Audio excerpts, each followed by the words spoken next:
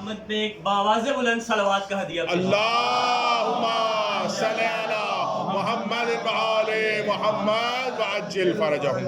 وقت کی نزاکت کا اندازہ ہے اور کوشش کروں گا کہ بہت صورت کے ساتھ آپ کی رحمت و زحمات کو تمام کر دوں، تو سفر کی رفتار کو میرے ساتھ ہمکنار کرنے کے لیے ایک اور حیدری صلوات علیہ اللہم صلی علی محمد و آل محمد وعجل فرجہم۔ اعوذ باللہ من الشیطان الرجیم، بسم اللہ الرحمن الرحیم، الحمد للہ والصلاة والسلام علی اہلہا ولعنت اللہ علی اعدائہم اجمعین من یوم عداوتہم الی قیام یوم الدین، اما بعد فقد قال اللہ تبارک و تعالی بسم اللہ الرحمن الرحیم، یا ایتها النفس المطمئنہ ارجعی الی ربک راضیۃ مرضیہ فادخلی فی عبادی وادخلی جنتی صلوات اللہم صلی علی محمد و آل محمد وعجل فرجہم۔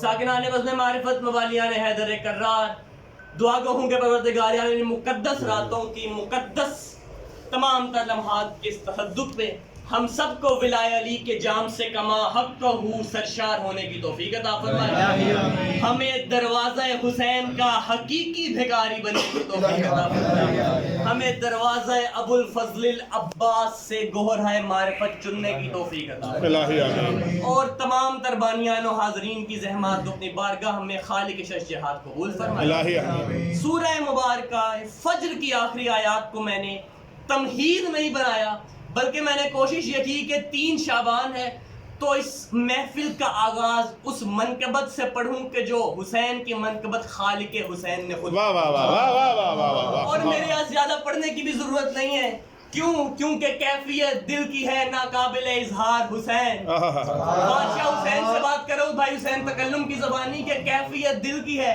ناقابل اظہار حسین، آج ہنستے ہوئے روتے ہیں آزادار حسین، اور اللہ جانے کیا اتفاق ہے کہ 18 مارچ ہے، سبت جعفر استاد کیا یوم شہادت ہے، اور سبت جعفر شہید کے بارے میں بھی 2 مصرے سن لیجئے گا کہ سر کے سوراخ سے افکار نہیں مر سکتے، کہ سر کے سوراخ سے افکار نہیں مر سکتے، گولیوں سے میرے افکار نہیں مر سکتے، بے شک بے تو شک۔ وہی بات کر رہا ہوں کہ کیفیت دل کی ہے ناقابل اظہار حسین، آج ہنستے ہوئے روتے ہیں عزادار حسین، 3 شعبان ہے اور جشن ہے تیار حسین، سبت جعفر کو ذرا بھیج دو ایک بار، سبت جعفر کو ذرا بھیج دو ایک بار حسین، اور تیرا بیٹا، تیرے بیٹے، تیری بیٹی تیرے گھر بھر پہ نثار، سب کی جانب سے کہ تیرے بیٹے تیری بیٹی تیرے گھر بھر پہ نثار، میرا بیٹا میری بیٹی میرا گھر بار حسین، اور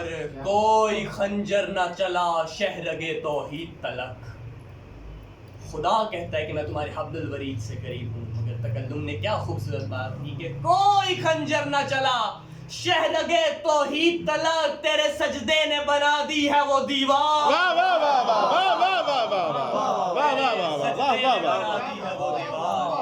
واہ واہ۔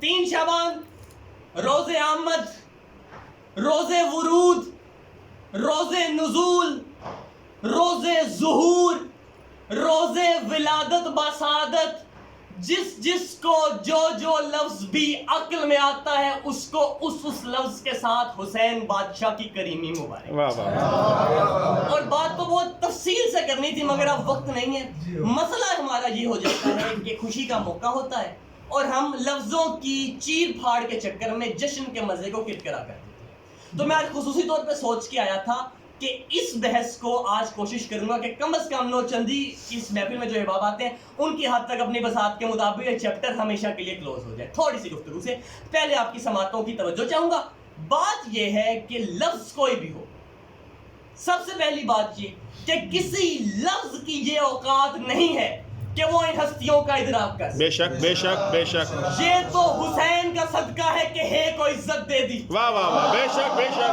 بے شک بے شک، کیونکہ ہے بعد میں ہے حسین پہلے ہے، واہ واہ واہ واہ، بے شک بے شک۔ سے پہلے سہارا لوں گا آیت الحافظ بشیر حسین نجفی کے فتوے کا کہ ان سے پوچھا گیا کہ ولادت اور ظہور میں سے کون سا لفظ موضوع ہے، تو انہوں نے 2 سطروں میں جواب دیا کہ اگر آپ اس چیز کو سمجھتے ہیں کہ آل محمد حجابات نور سے لباس بشریت میں انسان کے لیے ظاہر ہوئے تو آپ کو اس لفظ ظہور سے مسئلہ نہیں ہونا چاہیے۔ واہ واہ واہ واہ واہ انہوں واہ۔ نے دوسرا فکرہ یہ کہا کہ اگر آپ کو زبان آل محمد پہ اتنا بھروسہ ہے کہ وہ جو کہیں گے وہ حق ہوگا تو پھر لسان آل محمد سے اپنے لیے نکلنے والے لفظ ولادت سے بھی مسئلہ بے شک بے شک بے شک بے یہ شک۔ بات تمہیدی طور پہ کلیئر ہو گئی۔ اب ہم چلتے ہیں اس بات پہ کہ کسی لفظ میں کوئی مسئلہ نہیں، یہ بات تو واضح ہو گئی۔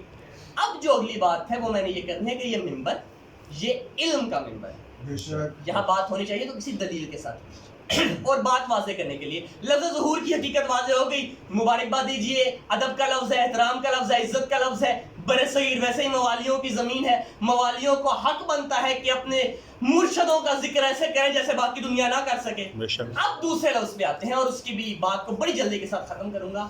لفظ عالم اللہ کے ناموں میں آتا ہے، اچھا اللہ عالم ہے، بے شک جو مدینہ العلم ہو وہ بھی عالم ہے، بے شک۔ ہے جو باب مدینہ العلم ہے وہ بھی وہ عالم بھی ہے۔ عالم ہے۔ اگر میں کہہ دوں کہ مرشد من سید آیت اللہ سیستانی عالم ہے، عالم۔ اچھا قبلہ شہنشاہ حسین نقوی عالم ہے، قبلہ ارشاد حسین روحانی عالم ہے۔ لفظ کیا ہے؟ عالم۔ اب کیا خاکم بدہن کوئی کہہ سکتا ہے کہ جیسا اللہ عالم ہے ویسے روحانی صاحب عالم ہے؟ نعوذ باللہ۔ نہیں کہہ سکتا۔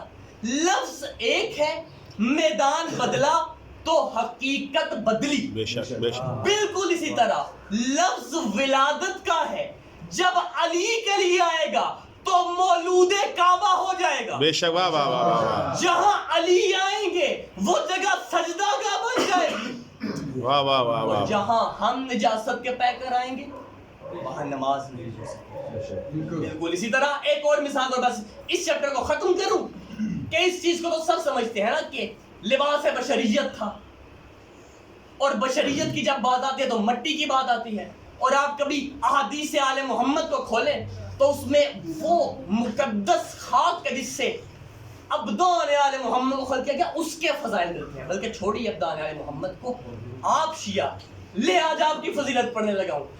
امالی شیخ توسی میں لکھتے ہیں، شیخ توسی کے معصوم سے روایت ہے کہ اللہ نے ہمارے شیعوں کو جنت کے سب سے اونچے درجے یعنی کہ علیین کی مٹی سے پیدا کیا۔ سبحان اللہ سبحان اللہ۔ آل محمد کی میں بات ہی نہیں کر رہا، میں آپ سب کی مٹی کی بات کر رہا ہوں۔ اللہ کرے میرا شمار بھی کسی مومن کی دعا کے صدقے شیعہ نے حیدر کرار میں ہو جائے تو ایک شیعہ کی مٹی کا مقابلہ نہیں کر سکتا۔ اور اس کے مقابلے میں جب انسانوں کی بات آتی ہے تو اللہ کیا لہجہ اختیار کرتا ہے کہ لقد خلقنا الانسان من صلصال کالفخار، ہم نے انسان کو ٹھیکری کی طرح بجتی ہوئی مٹی سے پیدا کیا۔ تو جب انسان کی مٹی کا مقابلہ ایک شیعہ کی مٹی سے نہیں ہو سکتا تو کجا آل محمد۔ اور اسی طرح جب ایک انسان کے اپنے ذہن میں آنے والی چیزوں کو آل محمد کے میدان پہ نہیں تولا جا سکتا۔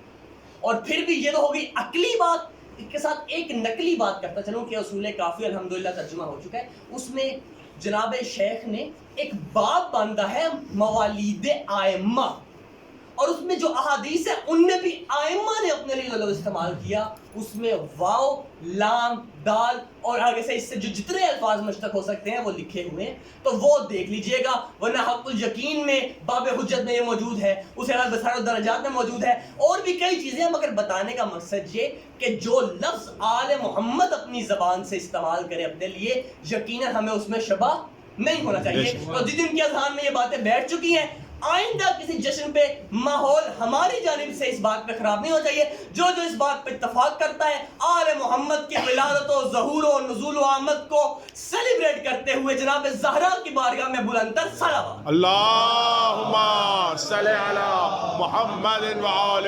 محمد وعجل فرجهم۔ 3 شعبان اور ذکر کرنا ہے میں نے کائنات کے سردار کا، اور ایک منقبت بہت سنی جاتی ہے کہ نہ پوچھ میرا حسین کیا، سنی ہوگی سب نے، ہادی اپنے بچپن میں پڑھتے رہے ہیں، کم از کم میرا بچپن تو انہیں پڑھتے ہوئے سن کے گزرا ہے۔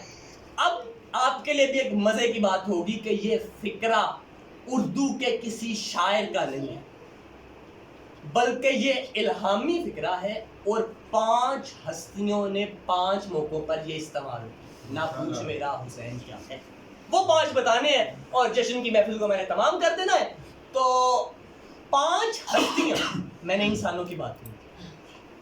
سب سے پہلی ہستی جناب جبریل علیہ السلام، ماشاءاللہ. خادم آل محمد. آغاز جبرائیل سے. کون سا موقع؟ 3 شعبان، جب امام حسین علیہ السلام کی آمد ہوتی ہے دنیا میں، تو اللہ تعالیٰ جناب جبرائیل کو حکم دیتا ہے کہ انبیاء ملائکہ کے 1000 قبیل لے کے زمین پہ جا کے میرے حبیب مصطفیٰ کو مبارکباد. واہ واہ، 1000 قبیل، اور ملائکہ کے 1000 قبیل، ہر قبیل میں 1 لاکھ فرشتے ہوا اور ہر قبیل کی زبان جدا جدا ہوا. اب جبرائیل نے 1000 قبیلے ملائکہ کو لیا. اب عام پنکھا چل رہا ہے نا، اس کو آپ بند کر دیں گے تو آپ کو اس کی آواز میں واضح کمی محسوس ہوگی. ذرا سوچئے کہ جب 1 لاکھ ضرب 1000 اتنے فرشتوں کے پر زمین کی جانب آ رہے ہوں گے تو کیا کیفیت. واہ واہ واہ. انسان درک نہیں کر سکتا، مگر فطرس جس جزیرے پہ پڑا ہوا تھا، جب اس نے دیکھا کہ فرشتوں کا ایک ازدحام جا رہا ہے تو اس نے جناب جبرائیل کو آواز دی. جبرائیل رکے، پوچھا کیا بات ہے؟ کہنے لگا یہ اتنا تزک و احتشام. جناب جبرائیل نے کہا کہ آج مصطفیٰ کے گھر اللہ کی سب سے بڑی نشانی کی آمد ہوئی ہے، ہم مبارکباد دینے جا رہے ہیں. جناب جبرائیل کی اس بات میں فطرس نے حیرت سے کہا کہ مصطفیٰ کی آمد پہ تم اس طرح نہیں گئے، حسین کی آمد پہ کیوں اس طرح جا رہے ہو؟ جب فطرت نے یہ کہا تو اب پہلا موقع ہے جب جبرائیل نے کہا لا تسألنی عن حسین، نہ پوچھ میرا حسین. واہ واہ واہ واہ واہ واہ واہ واہ. اور یہ فکرہ فقط کہانی ہے، اس کی دلیل بھی دی ہے. ہر ہستی نے اپنے معیار کی دلیل دی ہے. فطرت کہتا ہے بوٹی میں اسپیشلی بنا کے لایا تھا کیونکہ اردو سے زیادہ مزہ عربی کے افکار کا تھا. فطرت کہتا ہے جب یہ بات سنی نا تو فطرت کو جواب میں جبرائیل کہتے ہیں حل جا الا موتق الاسار. آئے جبرائیل فطرس، کیا تجھے پتا نہیں حسین تو آئے ہی اس لیے ہے کہ عاصیوں گنہگاروں کی بخشش کا سامان. واہ واہ واہ واہ واہ واہ. اور اس موقع پہ پھر فطرس کو جناب جبرائیل ساتھ لے کے گئے اور وہ باقی تفصیلات پھر کریں. پہلی ہستی جناب جبرائیل. اب اس سے اوپر چلتے ہیں. دوسری ہستی سفیر حسین مسلم بن عقیل. کون سا موقع؟